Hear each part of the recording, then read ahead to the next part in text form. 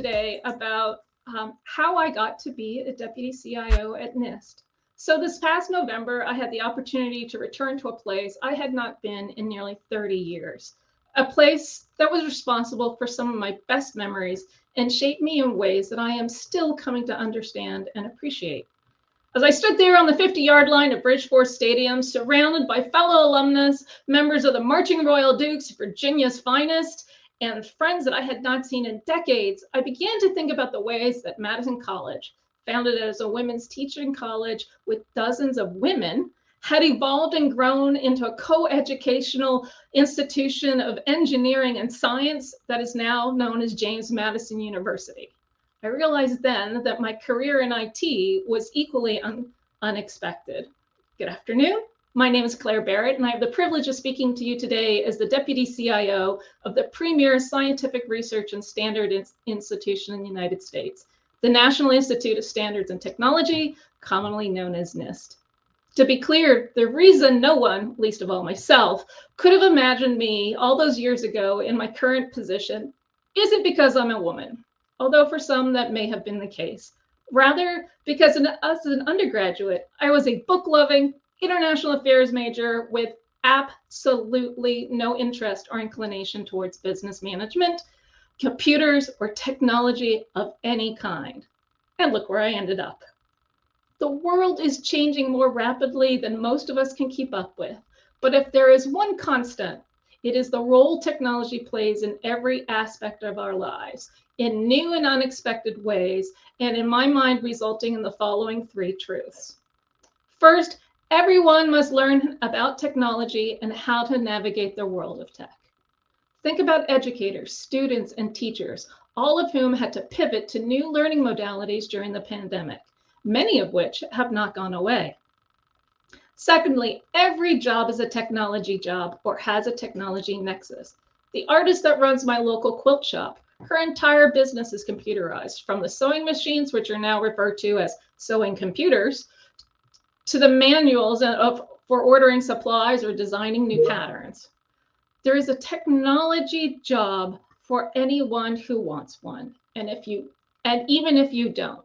Your local mechanic uses computers to diagnose that rattling noise in the engine. Recruiters use automated workflows to screen and evaluate candidates, and chatbots answers customer service calls about your cable bill or whatever bill you have. I must be the only one around here still using cable. Because I wholeheartedly believe in these truths as I've presented them, my talk is about the themes in my career that have led to my current success, as well as the lessons I'm taking with me as I pursue my next 30 years as a woman in the IT industry and a citizen of the world. With that, let's start at the beginning. My first job in the IT field was at the International Bank for Reconstruction and Development, the World Bank. Graduating as the country was recovering from recession and not having a clear career goal, I ended up as an admin at the bank in the Interpretations and Translation Division. Ironic, as I'm fluent in only English. Our division was responsible for producing the bank's official publications in multiple languages. However, none of the word processing programs, WordStar, WordPerfect, and Word, use non-Latin characters in their graphics or other odd add-on packages. Part of my job was to take physical printouts of lists and words and graphics and cut and paste, scissors and glue, not Control-X, Control-V, and cut and paste a translated text from one document and paste it over the English in another document and make mindless numbers of photocopies so that you could not tell that it wasn't a native integration of Chinese or Russian or Arabic in those word processing platforms. Then one day the admin gave me a software package and essentially said, "Here, learn this, see if it works." When I asked, "Why me?" the essential was essentially, do you want to play with glue and scissors for the rest of your career, or you'll figure it out? She didn't have to tell me twice. And from there, my journey began. I learned how to use the software, how to manage it, do installs, uninstalls, patching, decoding training manuals, and eventually running diagnostics and teaching others how to use the platform. 6 months later, when the IT admin left, The organization took a chance on me and offered me her job. When I accepted the new role, glue and scissors were in the rearview mirror and my IT journey had begun. Fast forward a year, and I ran into a friend from college who worked for a boutique cybersecurity company. Tired of hearing about my laments about my job, which I liked, but knew wasn't really a career, and I certainly wasn't being paid well, eventually cajoled me into updating and providing them my resume. A few weeks later, I had what I considered to be a disastrous interview. Terrible. I couldn't answer half the technical questions. I had no consulting experience, and I still, frankly, wasn't decided on an IT career. What I remember from that day is the look of shock on the HR rep's face when I told them no, I didn't have any questions about their compensation package. And more importantly, the call I received that night from the president and founder of the company. He asked me why I turned down a job and what they could do to bring me on board. Absolutely gobsmacked. I explained that I didn't realize that there was actually a job in the offering and that I had assumed that the interview was a favor to my friend. Thankfully, I had taken it seriously, but I also couldn't understand why they'd want me. His response, you're resourceful, inquisitive, organized, good instincts, and importantly, you're a good communicator. We can teach you technology. We can teach you cybersecurity if you're interested, but my engineers would prefer not to write or give presentations. Give us a chance. And so I did. And thus began my career as a cybersecurity engineer and project manager. The job was difficult and demanding. My inexperience showed in so many ways on more than one occasion. But that inexperience was also an asset, as it allowed me to ask questions and see problems from a different perspective. Through hard work, my technical skill grew exponentially, and while eventually I could perform in the technical arena at a very high standard, I did not enjoy network management, coding of firewalls, interpreting logs, and such. What I did look forward to in my job was the business side of IT. Requirements analysis, digging into customer needs as opposed to wants, determining priorities and risk management, essentially figuring out the why of technology as opposed to implementing the how. I did not realize it at the time, but this began my pivot from cybersecurity into privacy. I became a universal translator of sorts, working with both customers and engineers to define success and then shape delivery. But where to go to from there? Sales, naturally, or in my case, not naturally at all. Our company was bought by a global IT hosting company, and I took a position as a cybersecurity and privacy service director. Built my management skills, learned a wider range of technology and services, learned about the sales cycle, negotiated complex deals, and made personal and professional connections I still rely on today. Gaining experience on how to design and launch products, determining what the market wants, what it already has, and what niche needs to be filled. In my case, that was privacy services, and I was growing to understand the niche that I filled in IT was that universal translator role. I discovered early on that I was not well suited and therefore was not particularly successful at hardcore sales. And I will never be a great salesperson. But I learned the process, and more importantly, I learned how to accurately and convincingly convey the product of my values and the expertise of my team. But frankly, the finer parts of the art of the deal are best left to the team on commission. In that job, I also had firsthand experience with the impact of poor management can have on the workforce and by extension, your clients. Sometimes the lessons you learn are not what to do, but rather what not to do. By the time the pre-9/11 dot boom turned into the post-9/11 dot bomb, I amassed new experiences and marketable skills across both IT and business spectrum. And when the company began to fail, I negotiated better paying and more interesting job, pioneering new privacy services for a healthcare IT company. I loved that job, but it was exhausting. Traveling across the country every week, working with multiple clients in 4 to 5 different cities, I knew I had to leave after 18 months. My next move may be surprising to most of you. I moved down the corporate ladder and returned to becoming an analyst in privacy and cybersecurity at a consulting firm. I was only responsible for execution, not for building and managing a product line or staff. And for a while, it was bliss. I had time to reinvest in myself. I went to graduate school, immersed myself in technologies, mentored younger staff, collaborated with colleagues, but wasn't responsible for them, and began evaluating what I wanted to do next. This breather came at an opportune time for me. My father was dying of melanoma, and supporting him and my mom in his last year was much more important than the job. With the support and flexibility of my management team and colleagues, I was able to be both a good daughter and a good employee. In turn, when my manager left and the company asked for volunteers to fill his shoes, I stepped up. Unlike my previous jobs where engineers weren't interested in management, this time in the privacy practice, it was the lawyers who were great communicators, but not so strong on the technology side.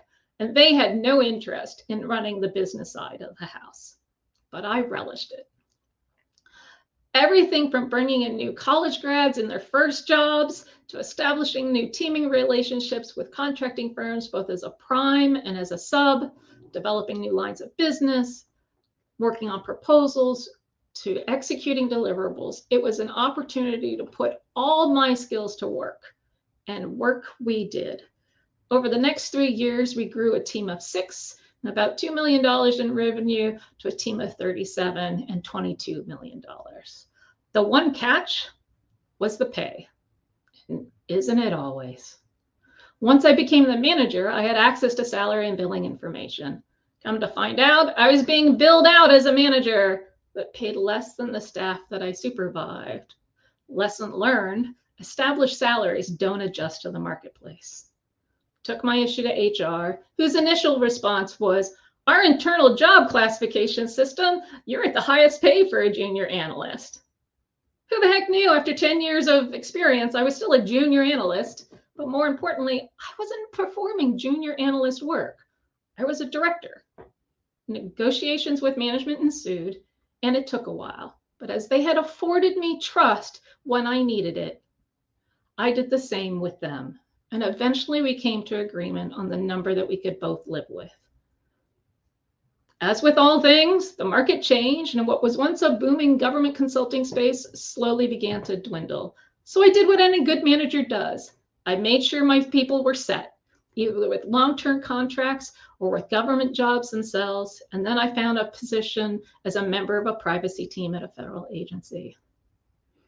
That was a good job, amazing mission, great boss, but frankly, not enough work. There were 3 of us when I joined. And mind you, the team could sustain 3, but not 3 highly experienced staff. There just wasn't enough work, interesting work to go around. I stayed for 2 years, however. I learned the ins and outs of being a government employee, and then I moved up and on. The next job, I knew after 3 months it wasn't a long-term position. The organization was chaotic, my skills weren't valued or wanted, and I was not allowed to do the job for which I was hired. I left in less than a year. Now, lest you think that I'm constantly job hopping, I was in my last position for 10 years before I joined NIST. I thoroughly loved it. Clear mission, dedicated staff, fantastic work location. As the chief privacy officer at a major federal agency, there was always a challenge. Sometimes the challenges seemed to be on repeat, but there was always something new for me to learn. I again had the opportunity to grow my skill set, deepen my knowledge of data management, developed a greater appreciation for professional government service, as well as political management, honed my skills as a manager, and learned to cultivate long-term partnerships. To be honest, there's a good chance I would have stayed for another couple of years, but for COVID. Like millions of others, COVID, like 9/11 and other major historic events, it functioned as a marker with both pre and post. For me, there was nothing abrupt. I had a team I worked well with, executives I knew and understood, and a job I had essentially defined the parameters for and I was good at. But that was the crux. It was time for a new challenge. Being the deputy CIO is like no position I've held, which is in large part why I applied for the position in the first place. Officially, my job is Deputy CIO and Chief Privacy Officer. The Chief Privacy Officer job I knew, but managing an operational IT organization, I had absolutely no previous experience. But I applied for the job precisely because of that. I knew it would push me out of my comfort zone and require all of my skills and expertise in order to be successful. 5 rounds of panel interviews later, I landed what for me right now is my dream job. Challenges abound. While some of them are obvious, like navigating the hybrid work environment, maintaining an operational environment, deploying new technologies, managing expectations, the greatest challenge has been the most unexpected. My role is no longer to be part of the day-to-day execution of the work. It's to organize, direct, and remove barriers for those that are in those positions. Well, when the hallmark of one's career is being the one that folks turn to get things done, it's really difficult not to be there and do the work myself. But quite frankly, our networking, cybersecurity, data management, privacy, infrastructure, research, and platform teams don't need me to learn how to do their jobs. I need to learn about their jobs. But my job is to make doing their job easier and more fulfilling. I've taken on expanded roles as a mentor and coach. And in fact, right now I'm stepping away from my coaching program while the rest of my cohort is in class to speak with you. But that experience as a mentor and coach has expanded my perspective on what it means to be a leader and how to lead like none of my other positions has forced me to do. It's in this area that I hope to continue to develop, and in doing so, help lead my organization through the post-COVID era. So why did I give you this expansive version of my resume, most of which you could find on LinkedIn? What you can't find on LinkedIn is the themes that I think I've presented that have contributed to my success and I firmly believe will influence yours. First, take a chance on people. Rarely is there a perfect candidate for any job. From my first job to my current, I was an imperfect, improbable candidate. I didn't have every skill or experience they were looking for, but I had most, and a willingness to learn and do my best. My experience is that the candidate that checks all the boxes is unlikely to stick around all that long because they'll get bored. They already know how to do the work. But more importantly, once you take a chance on someone, you must support that decision. Train, mentor, feedback. Be a good manager. But in order for someone to take a chance on you, you have to take a chance on yourself. They can't hire you if you don't apply. Polish the resume, don't embellish, be honest where you're not a perfect match, and show how you've closed those gaps in the past and that you've got the skills to do that work in the future. If I didn't give my friend my resume, I wouldn't have pursued this path and I wouldn't be a deputy CIO at NIST. Thirdly, in the world of sales, it's always be closing. And in the world of IT, it's always be learning. Be intellectually curious. Learn new skills, become conversant in new technology, even if you're on the management track. Remember that nothing is the absolutely wrong answer to the interview question, what have you learned lately? It also leads to a very boring life. Fourth, you are responsible for your own career. Others will be there and willing to help, providing you with resources and guidance. But your career is your job. Decide to move up or down, sideways, change industries, but be an active driver in your career. And remember that non-decisions about your career are also decisions. Know your value and the value of your job. Absolutely demand equal pay for equal work and experience. That's your value. The value of the job is what you get from it, not just financially. Connection, experience, opportunity, challenge. These factors change over time and require regular reevaluation. When your value or the value of your job doesn't align with your needs, it's probably a good indicator that it's time to go. And finally, and I cannot stress this enough because this is the skill that I learned last, but it is most important and the most critical. Actively foster connection, not the fleeting connection of passing business card or LinkedIn QWERTYs, but the connections that build culture and trust in an organization and in you. Now more than ever, where many of us are in hybrid or remote work situations, and the natural institutions that foster connections may not exist, connections need to be actively fostered and nurtured. At the end of the day, even an IT job is about people, and it's about trust, and that only comes when you take the time to engage. Thank you for your time this morning. I hope you've learned something from my unconventional journey in the IT, and I wish you a fantastic conference. Thank you so much, Claire. Thank you for this deeply personal and inspirational talk. Claire? That was a great talk. Claire, you're back. Can you hear us? Can you hear me? Yes, ma'am. Oh, wonderful. Thank you so much. I was very impressed, and the audience as well. And I saw some comments also. Something that I really loved about different things that you shared about your personal journey, which, by the way, is very impressive. And 5 rounds of panel interviews sounds like wow. And something that you shared that truly resonated with me is that you are responsible for your own career, and then decisions are also decisions. And your career is your job, and you're the driver. Be the driver. And that's my takeaway, and that's my highlight. And you are definitely true inspiration for our community, for everyone who is aspiring to become a CEO, to become chief. So thank you so much for being with us, for inspiring us, and for sharing your story, your journey. This is truly, truly inspiring. I see that you're answering in the comments about the piano. Maybe you can share about it.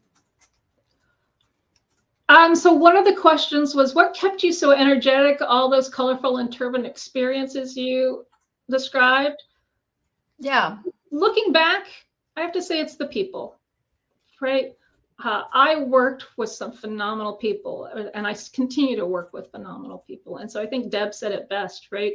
It's that connection. You show up to the job, not just for the work, right, but for what it does for you, as well as for what you can do for the job, right? We all need a paycheck, right? But if you're not working with people that you like, it makes the job really difficult. And my decision to move through my career was less about money and more about challenge. And that's why I was able to stay enthusiastic, because I knew when to leave. What put me off sales? I was just terrible at it. I'm an introvert. I can sell what I do, but the sales jobs takes a particular personality, and it's not me, right? I just found it incredibly difficult. It was something that I had to work and work and work at, and the work itself was not fulfilling. And so that's when I really learned that although I could do it and I was good at it, I just did not enjoy it. And part of it was, I'm willing to do the hard work, right? I'm learning about AI now. I knew nothing about AI really 6 months ago. I'll work at that. I'm enjoying that. I'm learning. Wasn't enjoying sales. And then the last one, what did I learn from my mentoring experience? The big thing that I think I learned is that the challenges we face are universal. There might be specifics for you, but the challenges of connection, what do I do with my career? How do I know when to stay? How do I know when to leave? How do I give feedback? How do I receive feedback? They're all variations on the same theme. And every team member that I have either mentored or coached, those are the universal truths. Great. Thank you so much for answering the questions, for being with us today, for your presentation, and for doing what you love and sharing it with us. Thank you very much. It was an honor and a pleasure to have you with us today. Thank you so much, and enjoy the rest of the conference. Thank you. Thank you very much, Claire. Bye.